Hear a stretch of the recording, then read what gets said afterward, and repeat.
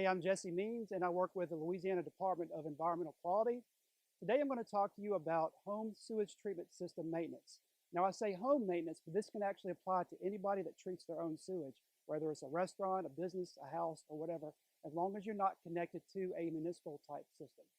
We're going to talk about the two most popular types of systems in Louisiana, which are aerated treatment systems and conventional septic systems. Now, we went inside the house because this is really where maintenance begins. You want to think about what's going into your system. These systems use biological processes to break down the waste. So you don't want to put anything down your drain or into your toilet that can kill the bacteria.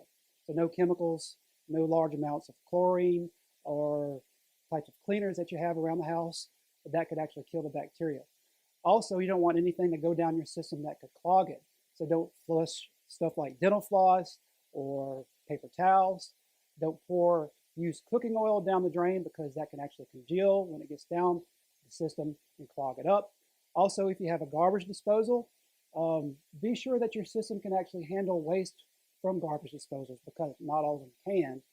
Also, you don't want to overload your system. When I say overload your system, I mean don't have a lot of wastewater going into it at one time because the systems actually need time to break down the waste in it.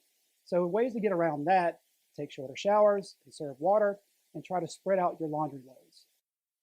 Okay, now we're outside looking at the treatment system itself. Now this house uses an aerated treatment system, and I know this because this is the aerator for it. They also call it a blower.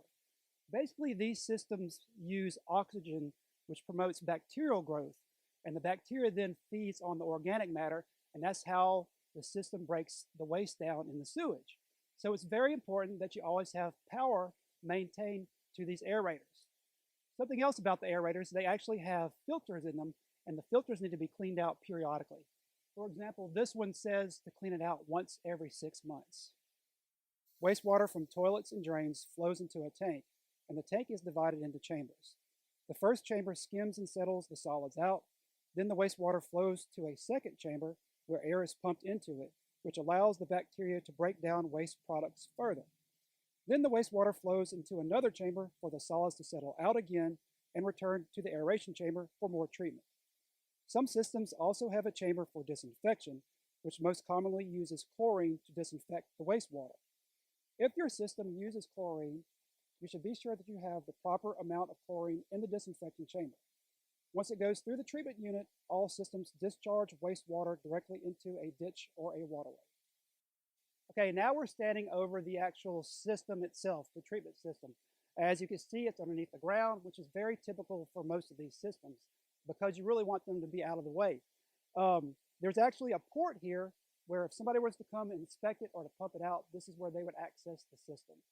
They need to be inspected periodically. What we say is once every 6 months. If you don't know how to do it, be sure and get a professional to do it. These systems actually have to be pumped out periodically because over time the sludge in them will build up.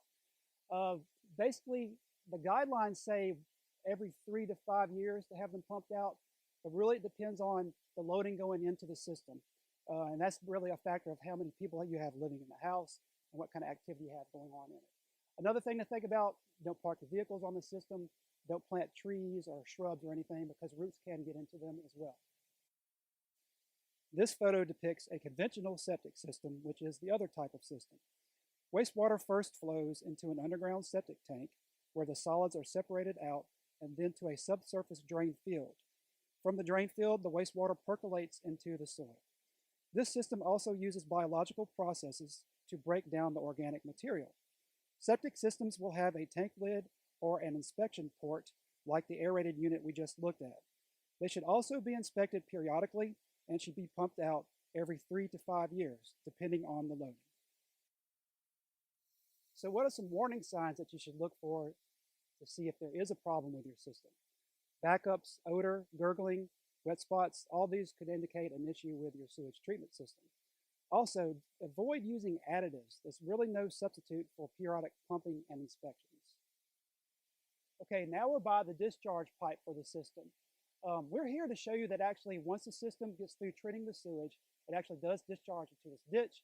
And this ditch is actually connected to several canals and creeks to a river. Why does all this matter? Well, it is an environmental issue and a public health issue. If you're not maintaining your system, you could be discharging untreated or poorly treated sewage, which could cause negative conditions both for human health and the environment. Also, it's a maintenance versus repair cost. If you're not maintaining your system, you could incur costs for repair or replacement. So, do your part, maintain your system, and make sure that we have a healthy, safe environment.